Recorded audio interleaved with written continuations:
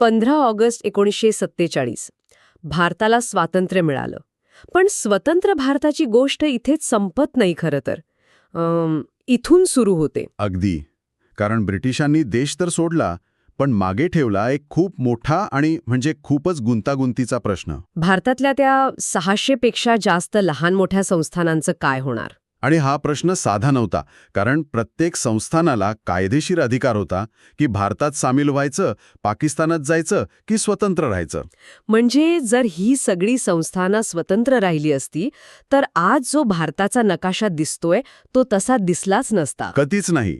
देशाचे अक्षरशः तुकडे झाले असते. आज आपण याच गोष्टीचा जरा सखोल आढावा घेऊया. आपल्याकडे या विषयावर एक माहितीपूर्ण लेख आहे, जो निर्वसाहतीकरण ते एकीकरण या प्रक्रियेबद्दल सांगतो. यातून आपण समजून घेऊ की स्वातंत्र्यानंतरच्या त्या काळात भारताचा नकाशा कसा घडवला गेला. सुरुवात तर सरदार वल्लभभाई पटेलांपासूनच करावी लागेल, नाही का? हो, नक्कीच. एवढं मोठं आव्हान त्यांनी पेललं कसं? यातच सरदार पटेलांची खरी मुत्सद्देगिरी आणि दूरदृष्टी दिसते. त्यांनी संस्थानांच्या राजांना घाबरवलं नाही किंवा धमकी दिली नाही. त्यांनी एक अतिशय व्यावहारिक आणि चाणाक्ष मार्ग काढला. तो सामीलनामा किंवा इन्स्ट्रुमेंट ऑफ एक्सेशन. अगदी. पण हा सामीलनामा म्हणजे नक्की काय होतं? कारण बहुतेक संस्थानं याच एका कागदामुळे भारतात सामील झाली. हो. आणि यामागची रणनीती खूप हुशारीची होती. पटेलांनी राजांना सर्वस्व सोडायला सांगितलं नाही. अच्छा. त्यांनी एक प्रकारे त्यांना पर्याय दिला. म्हणाले, तुमचा मान, तुमचं राज्य, तुमची अंतर्गत स्वायत्तता हे सगळं तुमच्याकडे ठेवा. फक्त देशाच्या सुरक्षेसाठी आणि अखंडतेसाठी महत्वाचे 3 विषय, संरक्षण, परराष्ट्र व्यवहार आणि दळणवळण, हे भारत सरकारकडे सोपवा. कळा केला. हा तर असा प्रस्ताव होता जो नाकारणं खूप कठीण होतं. अगदी बरोबर. त्यांना स्वतःच्या राज्यात राजे म्हणून राहता येणार होतं, पेन्शन मिळणार होती. याच मानसिक आणि व्यावहारिक दृष्टिकोनामुळे जवळजवळ सर्व संस्थानं फारसा विरोध न करता शांततेच्या मार्गाने भारतात विलीन झाली. पण खरी कसोटी पुढे होती. हो, कारण 3 संस्थानं अशी होती जी याला तयार नव्हती. आणि इथेच गोष्ट अधिक रंजक बनते.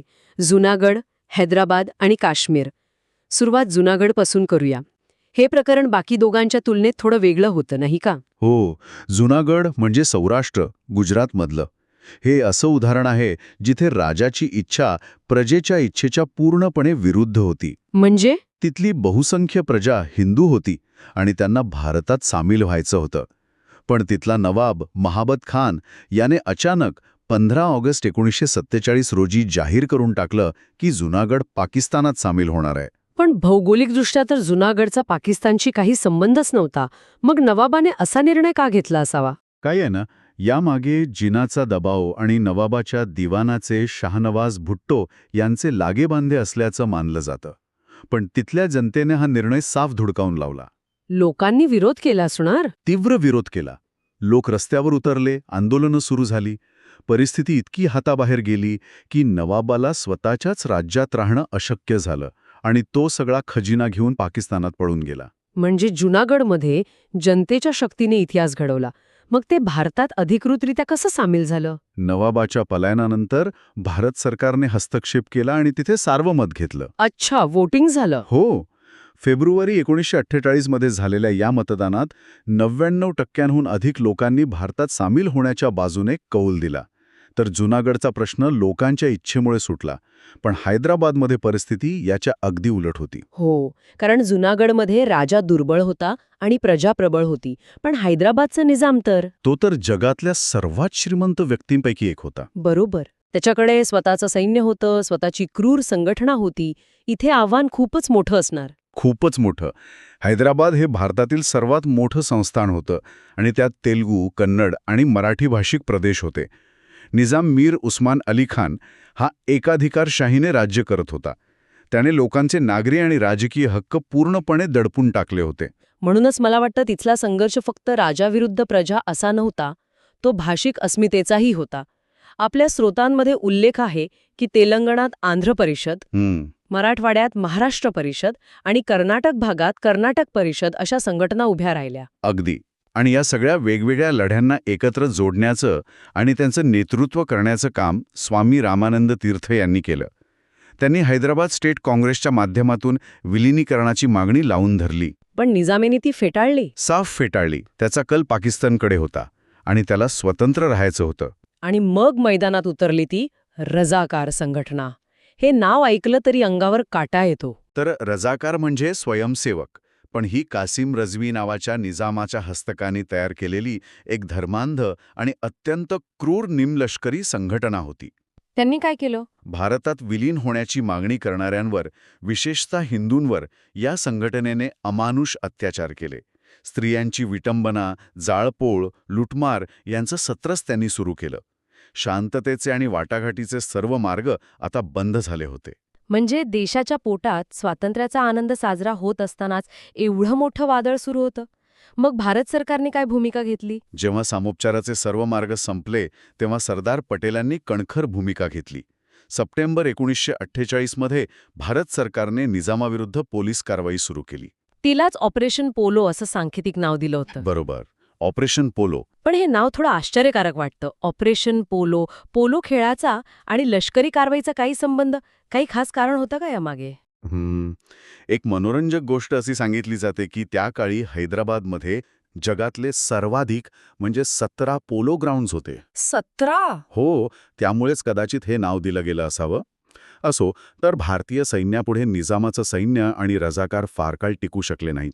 अवघ्या 5 दिवसात निजाम शरण आला. फक्त 5 दिवसात? हो, 17 सप्टेंबर 1948 रोजी हैदराबाद संस्थान भारतात विलीन झालं. म्हणूनच मराठवाड्यात हा दिवस आजही मराठवाडा मुक्ती दिन म्हणून मोठ्या अभिमानाने साजरा केला जातो. स्वामी रामानंद तीर्थ आणि त्यांच्या सहकाऱ्यांचा लढा यशस्वी झाला. हो, हैदराबादचा प्रश्न लष्करी कारवाईने निर्णायकपणे सुटला, पण काश्मीरचा प्रश्न मात्र तो त्याहूनही जास्त गुंतागुंतीचा आणि दीर्घकाळ चालणारा ठरला. एक अशी समस्या जिचे पडसाद आजही उमटतात. अगदी. काश्मीरचे महाराजा हरिसिंग यांना तर स्वतंत्र राहायचं होतं.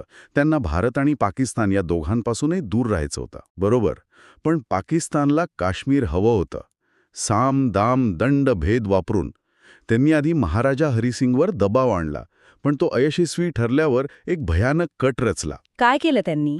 22 ऑक्टोबर 1947 रोजी पाकिस्तानी लष्कराच्या मदतीने सशस्त्र पठाणी टोळ्यांनी काश्मीरवर आक्रमण केलं. म्हणजे हा एक प्रकारे छुपा हल्ला होता? हो, या टोळीवाल्यांनी मोठ्या प्रमाणात लूटमार, जाळपोळ आणि अत्याचार सुरू केले.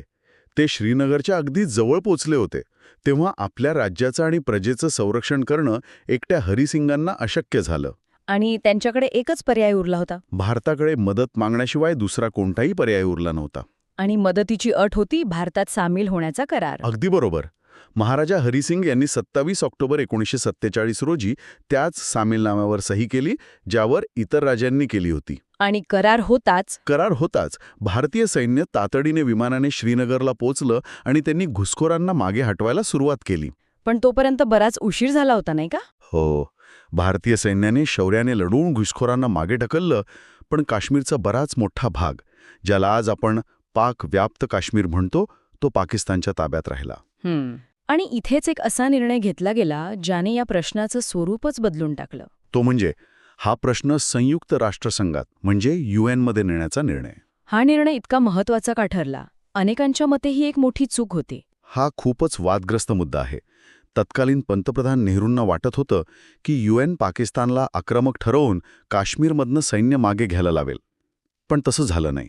उलटं झालं. UNने याला भारत आणि पाकिस्तान यांच्यातील वाद म्हणून पाहिलं.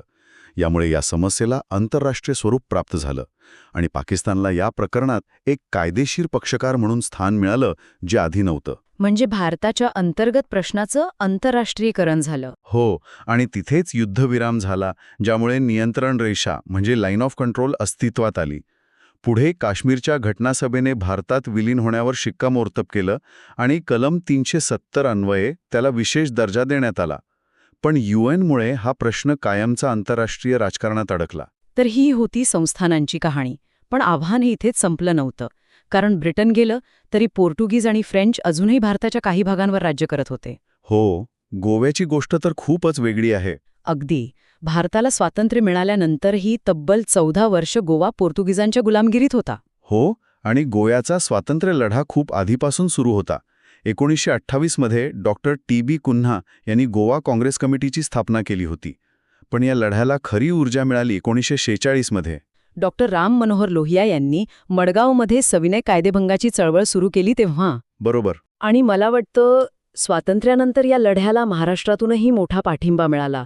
सेनापती बापट, नाग गोरे यांसारख्या नेत्यांनी सत्याग्रह केले.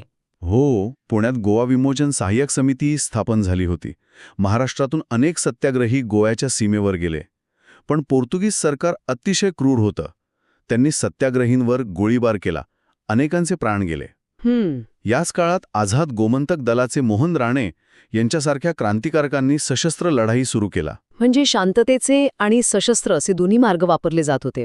मग अखेर लष्करी कारवाईचा निर्णय का घ्यावा लागला? कारण पोर्तुगालचा हुकुमशाह सालाजार कोणत्याही प्रकारच्या चर्चेसाठी तयार नव्हता. भारत सरकारने खूप प्रयत्न केले, पण पोर्तुगीज गोवा सोडायला तयार नव्हते. मग शेवटी अखेर पंतप्रधान नेहरूंनी लष्करी कारवाईचा निर्णय घेतला.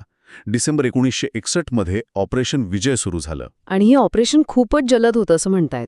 हो, कारण भारतीय सैन्याला स्थानिक जनतेची प्रचंड मदत मिळाली. गोव्याच्या लोकांनी पोर्तुगीजांनी पेरलेल्या सुरुंगांची माहिती दिली, त्यांना रस्ते दाखवले. अच्छा. त्यामुळेच फक्त 48 तासांच्या आत पोर्तुगीज सैन्य शरण आलं. 19 डिसेंबर 1961 रोजी 450 वर्षांची पोर्तुगीज राजवट संपुष्टात आली आणि गोवा स्वतंत्र झाला. आणि दादरा आणि नगर हवेली? तो भागही अशाच प्रकारच्या स्थानिक उठावातून 1954 मध्येच मुक्त झाला होता. तर गोव्यासाठी लष्करी बळाचा वापर करावा लागला. फ्रेंचांच्या ताब्यात असलेल्या पुदुचेरीसारख्या प्रदेशांचं काय झालं? तिथे असंच काही झालं का? नाही, फ्रेंचांच्या बाबतीत मार्ग खूप वेगळा होता. तिथे लष्करी कारवाईची वेळ आली नाही. बरं. तिथे वाटाघाटी आणि लोकशाही मार्गांवर जास्त भर दिला गेला. पुदुचेरी, कारिकल, माहे आणि यानम हे प्रदेश फ्रेंचांच्या ताब्यात होते. तिथे कामगार नेते व्ही सुब्बैया यांनी लोकांना संघटित केलं आणि भारतात विलीन होण्याची मागणी जोर धरू लागली. म्हणजे इथे प्रश्न सामोपचाराने सुटला. हो, भारत आणि फ्रान्स सरकारमध्ये करार झाले. सुरुवातीला चंद्रनगरमध्ये सार्वमत घेऊन तो प्रदेश भारतात विलीन झाला. त्यानंतर इतर प्रदेशांमधील नगरपालिका आणि विधिमंडळांमध्ये विलिनीकरणाच्या बाजूने मतदान झालं. आणि मग अखेर 1 नोव्हेंबर 1954 रोजी भारताला या सर्व फ्रेंच वसाहतींचा ताबा मिळाला आणि 1963 मध्ये पुदुच्चेरीला केंद्रशासित प्रदेशाचा दर्जा देण्यात आला. तर मग या सगळ्या चर्चेचा अर्थ काय? आज आपण जो भारताचा नकाशा पाहतो तो काही 15 ऑगस्ट 1947 रोजी एका दिवसात तयार झालेला नाहीये.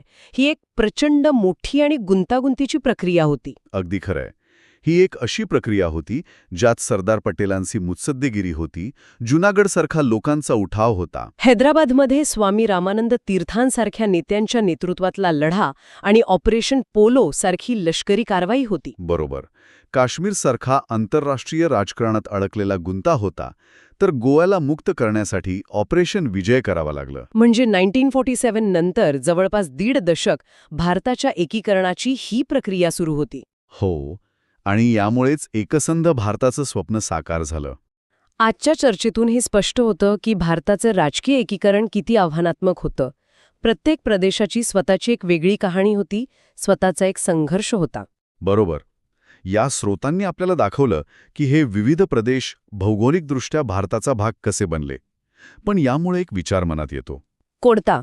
राजकीय नकाशे जोडणं ही एक गोष्ट झाली, पण इतके वेगवेगळे इतिहास, भाषा आणि संघर्षातून आलेल्या या प्रदेशांमधून एक समान भारतीय ओळख कशी निर्माण झाली असेल? हा महत्वाचा प्रश्न आहे. राजकीय एकीकरण ही तर एका मोठ्या कथेची फक्त सुरुवात होती. यानंतर सुरू झालेला भावनिक आणि सांस्कृतिक एकीकरणाचा प्रवास हा त्याहूनही मोठं आणि अधिक सखोल आहे, ज्यावर विचार करायला हवा.